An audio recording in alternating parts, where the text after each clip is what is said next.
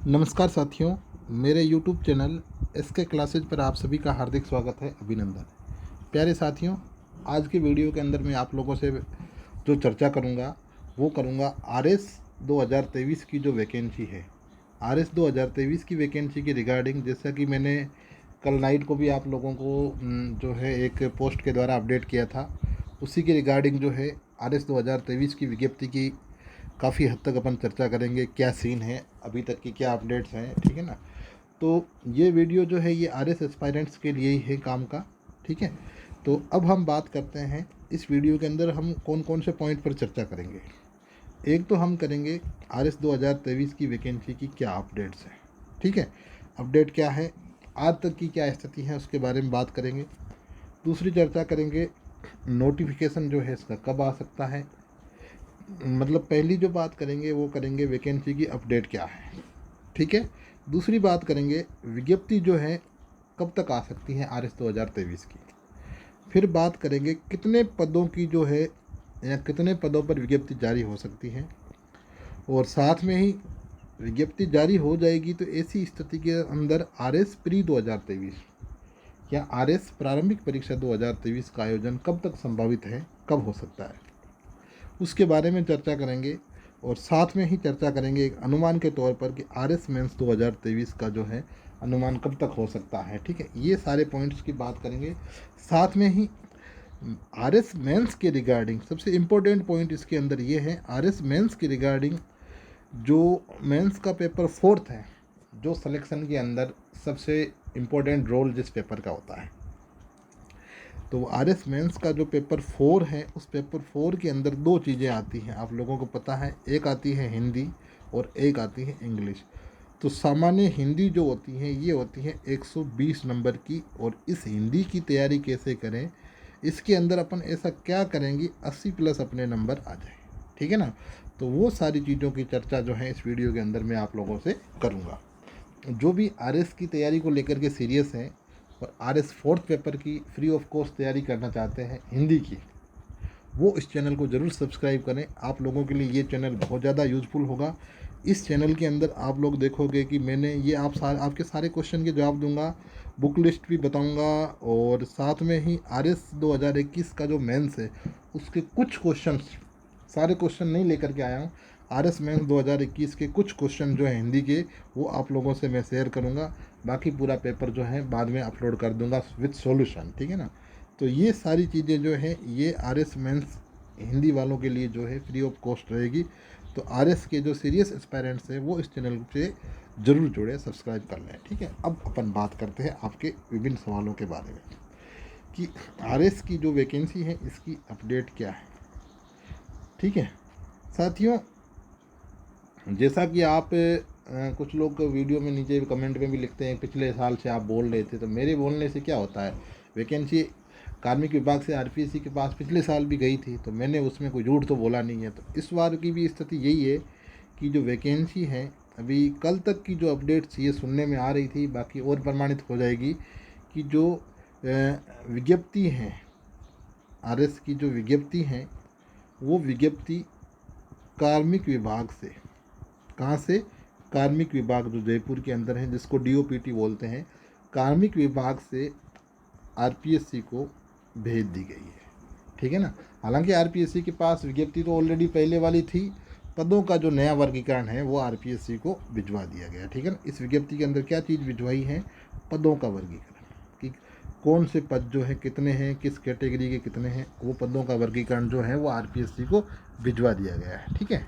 ये कल तक की अपडेट्स हैं, बाकी और इसको अपन प्रमाणित कर लेंगे, ठीक है ना, कि वैकेंसी कार्मिक विभाग से RPSC के पास चली गई है, ऐसी कल तक की अपडेट है, ठीक है। बाकी और प्रमाणिक अपडेट होगी और मैं आप लोगों से शेयर कर दूँगा। अब देखो ये जो वैकेंसी गई है, ठीक है ना, यहाँ पर जैसे मैं आप लोगों से बात करूँगा कि ये जो वैकेंसी गई है RPSC के पास, ये गई है 905 पदों पर। थोड़ा सा मैं इधर जगह नहीं है, एक लोग आप लोग समझ जाना, इधर इंक्लूड कर लेता हूँ, ठीक है ना। कितने पदों पर गई है, तो ये हैं 905 पदों पर। कितने पदों पर गई है, 905 पदों पर, ठीक है ना। अब देखो कुछ जो है सोशल मीडिया अकाउंट्स वगैरह पे जो अपडेट्स चल रही है वो मैं आप लोगों से शेयर कर देता हूँ कि 905 पदों की स्थिति क्या है, ठीक है ना। मतलब कौन से जो पद हैं वो कितने हैं, ये थोड़ा सा मैं आप लोगों से चर्चा कर लेता हूँ। तो इसमें ये सुनने में आ रहा था कि आरएस के जो प्रॉपर जो एसडीएम के पद हैं वो 67 बताए जा रहे थे। कितने? 67। और जो आरपीएस के हैं, आरपीएस के जो हैं वो 60 पद बताए जा रहे हैं। और आरटीएस, आरटीएस के जो पद हैं वो आपके 115, कितने हैं? 115 बताए जा रहे हैं, अनुमान है। और जो अकाउंट सर्विस है, आरएसीएस जिसको बोलते हैं, लेखा सेवा, उसके पद इस बार ज़्यादा हैं, 133 बताए जा रहे हैं। डीटीओ के जो पद बताए जा रहे हैं वो हैं 10। और जो एसीटीओ है, असिस्टेंट कमर्शियल टैक्स ऑफिसर, इसके 14 पद बताए जा रहे हैं। ये एक अनुमान है और पद जो है आपको इसके लमसम भी देखने को मिलेंगे। यहाँ एक चीज़ और अपडेट्स कल आ रही थी कि जो एसडीएम के पद हैं 67, इसके अंदर ये सुनने में आ रहा था कि ये 67 पद पहले वाली जो वैकेंसी 650 है उसके अकॉर्डिंग थे। और अब जो है ये सुनने में आ रहा है कि 16 पद इसके अंदर और बढ़ गए हैं। बाकी तो विज्ञप्ति आएगी तो पता चलेगा। 16 पद बढ़ गए हैं, तो ऐसी अगर ये 16 पद बढ़े हैं तो ऐसी स्थिति के अंदर अगर अपन बात करें तो एसडीएम के पद फिर कितने हो जाएंगे? 83 हो जाएंगे, जो अपने आप के अंदर बहुत अच्छी संख्या है, ठीक है ना। तो ये तो बात हो गई पदों को लेकर के, ठीक है। अब बात करते हैं आरएस की प्री एग्ज़ाम को लेकर के। साथियों, 2021 की जो वैकेंसी थी, आरएस 2021 की वैकेंसी थी, इसका जो नोटिफिकेशन है जुलाई में आया था, 22 जुलाई के आसपास। और अगस्त से इसके फॉर्म भरने शुरू किए गए थे। और आपको पता है कि अगस्त और सितंबर 2 महीने दिए थे, अक्टूबर 27 को पेपर करवा लिया था आरएस प्री 2021 का। अगर यही स्थिति अगर अपन माने कि ये जो नोटिफिकेशन है जो आरपीएससी को अभी भेजा है, आरपीएससी इसको जुलाई के अंदर रिलीज करती है। इस वैकेंसी को आरपीएससी कब निकालती हैं? जुलाई के अंदर, ठीक है। जुलाई में निकालती हैं तो ऐसी स्थिति के अंदर आप देख लो, जुलाई, अगस्त और सितंबर, मतलब ये संभावना हो सकती है सितंबर एंड में, सितंबर एंड में पीटी हो जाए। और अगर थोड़ा सा डिले होता है तो अक्टूबर में हो जाए, ये एक संभावना है, अक्टूबर के अंदर हो जाए, ठीक है ना। ये एक अनुमान अपन पिछली वैकेंसी को लेकर के लगा रहे हैं। बाकी तो आरपीएससी की खुद की मन मर्जी है। और कुछ लोग कह रहे हैं कि 2021 के इंटरव्यू नहीं हुए, वैकेंसी नहीं आएगी। ऐसा कोई नियम नहीं है, ऐसा कोई नियम नहीं है। 2013 का जो वैकेंसी 13 की दोबारा जब वो पहले प्री रद्द हुआ था, उसके बाद दोबारा जब 13 का एग्ज़ाम हुआ था 15 के अंदर, तो आप सभी लोगों को पता होगा कि जून 2016 के अंदर जो है उसका रिज़ल्ट आ गया था। और आपको ये भी पता होगा कि उसका जो मेंस था, वो मेंस इंटरव्यू शुरू नहीं हुए थे उससे पहले उसका, सॉरी, जो आरएस की नई विज्ञप्ति जो थी 2016 की, वो भी आ गई थी। और उसका जो प्री एग्ज़ाम था, आप लोग अपडेट भी देख सकते हो नेट के ऊपर भी। तो आरएस 2015 की वैकेंसी चल रही थी, उसके मेंस का रिजल्ट आ रखा था। और आरएस 2016 की वैकेंसी आ गई थी, लगभग 700 पोस्ट के आसपास, 720 के आसपास थी, ठीक है ना। और उसका जो प्री था वो आरएस 2013 के इंटरव्यू से पहले हो गया था, ठीक है ना, रिजल्ट भी आ गया था, ठीक है ना। इसीलिए ये चीज़ें दिमाग से निकाल दो। ये कोई ऐसा हार्ड एंड फास्ट रूल नहीं है कि पहली वैकेंसी के इंटरव्यू होंगे तभी दूसरी वैकेंसी आएगी, ऐसा कुछ नहीं है। अब आरएस 2021 के इंटरव्यू का शेड्यूल भी आ जाएगा। हाँ, आरपीएससी चेयरमैन के ऊपर डिपेंड करता है कि वो अगर ये सोचे कि भाई अभी नहीं करवानी, बाद में करवानी, तो ऐसे तो फिर 5 महीने भी लगा सकते हैं, 6 महीने भी लगा सकते हैं, वो तो उनकी मर्जी है। बाकी अभी तक ऐसा हुआ नहीं है, ठीक है ना। अगर ये संभावना रही तो आपका चुनाव से पहले जो है आपका प्री एग्ज़ाम हो जाएगा और उसका रिजल्ट भी आ जाएगा।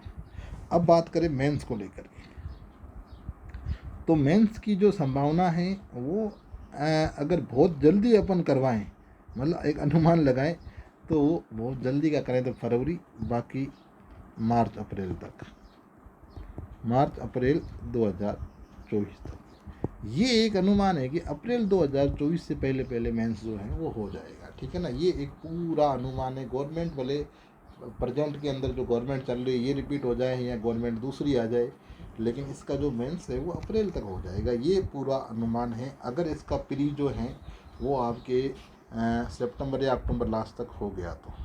बाकी अगर आरपीएससी की इच्छा शक्ति नहीं है, वैसे ही हाल बड़े बेकार हैं, ठीक है ना। 8-10 महीने हो गए हैं आरएस मेंस का रिजल्ट आए हुए, अभी इंटरव्यू का कोई पता नहीं है, ठीक है ना।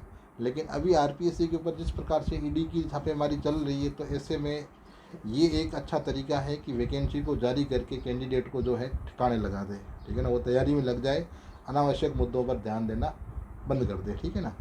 तो प्री जो है वो सितंबर या अक्टूबर तक होने की पूरी संभावना है, और मेंस जो है मार्च अप्रैल के आसपास होने की पॉसिबिलिटीज रहेगी। अब जो मैंने आप लोगों से वादा किया था उसके ऊपर आता हूँ। सभी साथियों को पता है आरएस मेंस के अंदर 4 पेपर होते हैं। 4 पेपर के अंदर चौथा जो पेपर होता है वो होता है सामान्य हिंदी और सामान्य इंग्लिश का। अब अपन जैसे इसमें बात करें कि ये जो पेपर है, ये वाला सामान्य चतुर्थ प्रश्न पत्र, कौन सा है? चतुर्थ प्रश्न पत्र, जिसको बोला जाता है, इसका नाम है सामान्य हिंदी, सामान्य अंग्रेजी, ठीक है। ये पेपर आप लोगों को पता है 200 नंबर का होता है। कितने नंबर का होता है? और 200 का 200 में से 120 नंबर की होती है हिंदी और 80 नंबर की होती है इंग्लिश। अब हिंदी की जो है व्याकरण की अपन बात करेंगे, तो हिंदी व्याकरण का क्या सीन है उसके बारे में चर्चा करेंगे। तो प्यारे साथियों, मैं आप लोगों को बता दूं कि ये जो वैकेंसी है, इस वैकेंसी के अंदर जो ये हिंदी वाला जो पेपर है, 4th पेपर, इस पेपर को जो ये 120 अंक का है और इसको 3 भागों में बांटा गया है। कितने भागों में? 3 भागों, ठीक है। एक तो इसका भाग है भाग ब और भाग स, ठीक है। 3 भागों के अंदर बांटा गया है। ये जो भाग है ये है 50 अंकों का। कितने नंबर का है? 50 का। भाग ब है ये भी 50 का, और भाग स है 20 का। यहाँ मैं आपको बताऊं कि ये जो भाग है ये पूरा स्टैटिक पोर्शन है। कैसा है? स्टैटिक पोर्शन है, रटाफिकेशन वाला है, गणित की तरह। आप अगर इसमें अच्छी तैयारी करो तो आप इसके अंदर 45 तक भी जा सकते हो, ठीक है ना। 45 तक ही, और यही पार्ट जो होता है वो सिलेक्शन के अंदर बहुत बढ़िया रोल अदा करता है। इसके अंदर आप लोग सिलेबस को देखोगे तो आपको संधि मिलेगी, उपसर्ग मिलेगा, प्रत्यय मिलेंगे, ठीक है,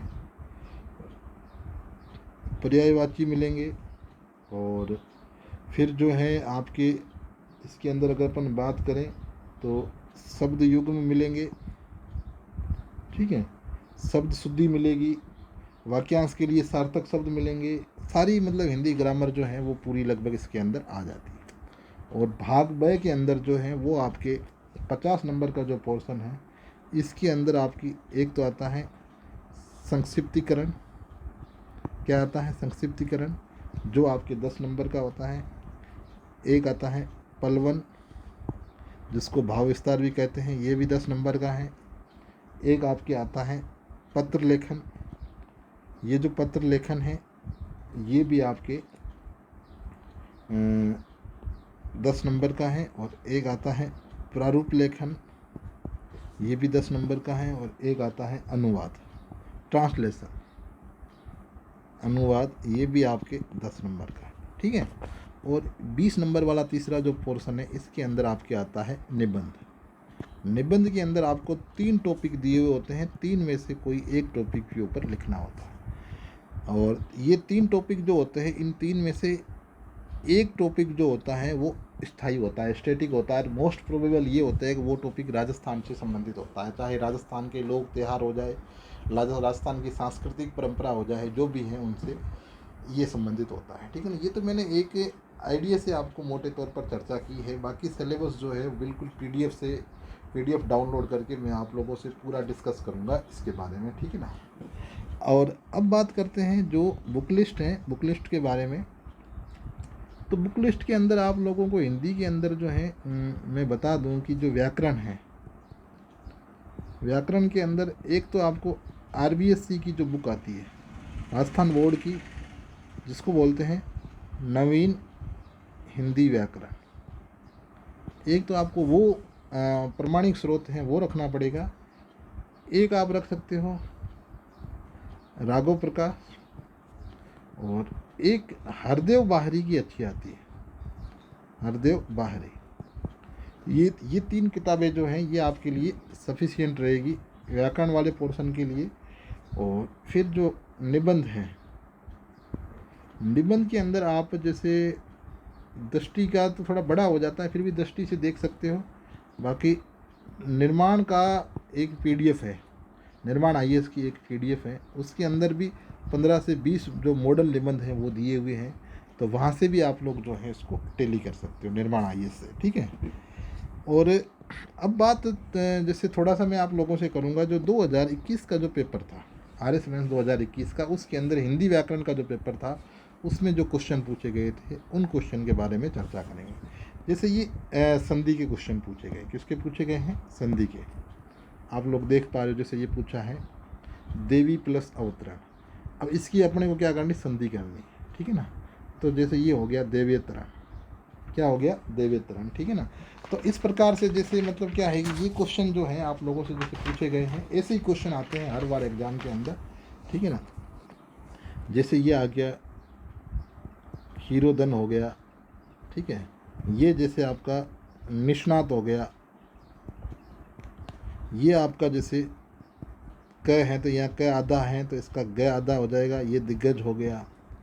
ये इसका फिर विच्छेद करना है, ये आपके विक्रम प्लस अब्द हो गया। यहाँ पर जैसे बात करें तो ये आपके जैसे प्र प्लस मान हो गया। तो ये संधि के जैसे कुछ क्वेश्चन पूछे हुए हैं। और फिर बात करें, ये सारे क्वेश्चन नहीं है, कुछ क्वेश्चंस मैंने लिए हैं, बाकी मैं आपको डिटेल्ड जो पेपर हैं वो बिल्कुल आरपीएससी की साइट से ब्लैंक पेपर डाउनलोड करके उसके ऊपर सोल्व करवाऊंगा, ठीक है ना। तो ये जैसे उपसर्ग हैं कि ओ उपसर्ग के जो हैं कुछ शब्द पूछे गए हैं, जैसे ओ उपसर्ग से बनने वाले जो शब्द हैं उनके बारे में जैसे पूछा गया है, तो आप ओ उपसर्ग के जो शब्द हैं वो लिख सकते हो। जैसे आपके हो गया ओरस, ओघड़, ठीक है। अब जैसे पूछा है अधि से पूछा है, तो अधि से हो गया जैसे अधिक्षेत्र हो गया, अधिनायक हो गया, अध्यधीन हो गया, ठीक है ना, अधिबान हो गया, ठीक है ना। कई कई अधि से कई होते हैं, ठीक है। अब जैसे ये दिया हुआ है, 2 टाइप के क्वेश्चन आते हैं, जैसे संधि के अंदर आते हैं। अगर बात करें, अगर आप लोग मेरे साथ देखोगे तो संधि के अंदर जैसे आते हैं, एक तो आते हैं संधि करने के, जैसे शब्द दिया हुआ था इनको संधि करना होता है। एक आता है शब्द दिया हुआ होता है और उसका विच्छेद करना होता है, संधि विच्छेद। उपसर्ग के अंदर भी वैसे ही आते हैं। ऐसे एक तो आएंगे जैसे ओ उपसर्ग से 2 शब्द बनाइए, अधि से 2 शब्द बनाइए। और एक आता है जैसे अभिज्ञ दिया हुआ है। अब अभिज्ञ में वो पूछ लेंगे कि जो इसके अंदर जो उपसर्ग और मूल शब्द, जिस अभिज्ञ के अंदर जैसे अपन बात करें कि जैसे उपसर्ग है और मूल शब्द, जैसे उपसर्ग है इसके अंदर अभि और मूल शब्द क्या है? ज्ञ है। वैसे ही पर्याय के अंदर जो है उपसर्ग है परि और मूल शब्द है आए। अत्यल्प के अंदर भी जैसे उपसर्ग है अति और मूल शब्द है अल्प। तो इस प्रकार से जो है क्वेश्चन ये पूछे जाते हैं। जैसे प्रत्यय का है, जैसे इल प्रत्यय वाले 2 शब्द, तो आपको इल प्रत्यय का जैसे हो गया रोमिल हो गया, वोजिल हो गया। हार प्रत्यय के जैसे शब्द आ गए हार के, हार प्रत्यय वाले जो हैं 2 शब्द, जैसे आपके उपहार हो गया, जैसे आपके पालनहार हो गया, संहार हो गया, प्रतिहार हो गया, ठीक है ना। ऐसे कई शब्द आते हैं। अब जैसे कनौती है, अब ये यदि कनौती के अंदर मूल शब्द और उपसर्ग को मूल शब्द और प्रत्यय को अलग करना है, तो मूल शब्द हो गया जैसे कान और प्रत्यय हो गया ओती। श्रद्धा के अंदर जैसे पूछते हैं तो मूल शब्द हो गया श्रद्धा और प्रत्यय हो गया आलू, ठीक है ना। तो इस हिसाब से जो है ये चीज़ें पूछी जा सकती है। और जैसे ये सखी वाला हो गया। अब जैसे पर्यायवाची शब्द पूछे हैं कि भी सखी के पर्यायवाची, सखी के जैसे सहेली हो गया, अली हो गया, सहचरी हो गया, सहचरी, संगीनी हो गया, ठीक है ना। तो ये सखी के पर्यायवाची। जैसे अब पूछा है उन्नति का, तो उन्नति का जैसे तरक्की हो गया, प्रगति हो गया, विकास हो गया, उत्थान हो गया, ठीक है ना। ये इसके आगे। पक्षी का जैसे पूछा है तो पक्षी के जैसे पंछी हो गया। वैसे पक्षी में आप ये कर सकते हो, आकाश के जो पर्यायवाची होते हैं उनके पीछे चर लगा सकते हो। चर जैसे ये नभ है, नभचर, गगन है, गगनचर, तो ये लगा करके भी आप बढ़ा सकते हो, ठीक है ना। स्वर्ण है, सोना, तो स्वर्ण के जैसे कंचन हो गया, सोना हो गया, हेम हो गया, ठीक है ना। ये सोने के पर्यायवाची हो गए। वैसे बात करें विलोम शब्द जैसे पूछे जाते हैं, दंड जैसे हैं, दंड का जैसे पुरस्कार हो गया, रित का जो है वो अनरित हो गया, समास का जैसे व्यास हो गया, ग्राह्य जो है इसका त्याज्य हो गया, ग्राह्य का क्या हो गया, त्याज्य। संश्लेषण का विश्लेषण हो गया। तिरस्कार जैसे पूछा है तो तिरस्कार का जो है वो पुरस्कार हो गया। और इसमें जैसे युग्म शब्द पूछे जाते हैं, जैसे ये षष्ठी है तो षष्ठी का मतलब होता है 60, और ये षष्ठी है तो ये हिंदू जो पंचांग होता है, हिंदू पंचांग की बात करते हैं, पंचांग की छठी तिथि, हिंदू पंचांग की छठी तिथि, इस प्रकार से हम लिख सकते हैं। अब तर्क जो हो गया, तर्क के अंदर जैसे अपन कोई भी जैसे बात को प्रमाणित करनी होती है, अपन तर्क देते हैं ना, दलील देते हैं, तो इसको अपन ये कह सकते हैं सुविचारित बात। क्या कह सकते हैं, सुविचारित बात और प्रमाणित बात, ठीक है। ये अपन कह सकते हैं तक्र, तक्र का मतलब होता है छाछ, क्या होती है, छाछ, जिसको मट्ठा भी कहा जाता है। अब जैसे युग्म शब्द जैसे और पूछे हुए, क्षति, क्षति मतलब हानि, और क्षति मतलब पृथ्वी। आभरण, आभरण का मतलब होता है आभूषण, गहना, ऑर्नामेंट्स। और आमरण मतलब मरते समय तक, मरते, वो कहते हैं ना आमरण अनशन, मतलब जब तक मरेंगे नहीं तब तक अनशन जारी रखेंगे, आमरण अनशन, तो वही है मरते समय तक, ठीक है। अब जैसे वाक्यांश के लिए सार्थक शब्द भी पूछे जाते हैं, जैसे अभी पूछा गया जो व्यक्ति बहुत बोलता है जैसे उसको वाचाल कहते हैं। विरोध न होने पर विरोध दिखाई दे, विरोधाभास, ठीक है। अपने किए गए उपकार को मानने वाला, न मानने वाला, तो उसको जैसे कहते हैं कृतज्ञ, क्या कहते हैं, कृतज्ञ कह लेते हैं इसको।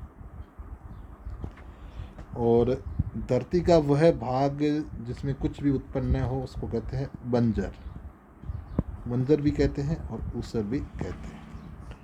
अब जैसे शब्द शुद्धि भी पूछी जाती है, जैसे ये प्रज्वलित पूछा है, ठीक है ना, तो ये इसके अंदर ये मामला होता है, एक जय को हटा दो। जैसे गणमान, गणमान नहीं होता है, ये होता है गणमान्य। क्या होता है, गणमान्य। ये भत सनार, ये भतसनार नहीं होता, ये होता है भर्सना। क्या होता है, भर्सना। ये जो नुपूर पूछा है इसमें कुछ नहीं करना है, नू जो आगे बड़ा छोटा है इसको बड़ा कर दो, पीछे से क्या कर दो, छोटा कर दो, ये हो गया नुपूर। अब पारिभाषिक शब्दावली भी जैसे पूछी जाती हैं, जैसे जुडिशियल इंक्वायरी, तो ये हो गई न्यायिक जांच। रैंडम, यादृच्छिक, क्या होता है, यादृच्छिक। ट्रांसक्रिप्शन, अनुलेखन, ट्रांसक्रिप्शन को क्या कहते हैं, अनुलेखन कहते हैं, ठीक है।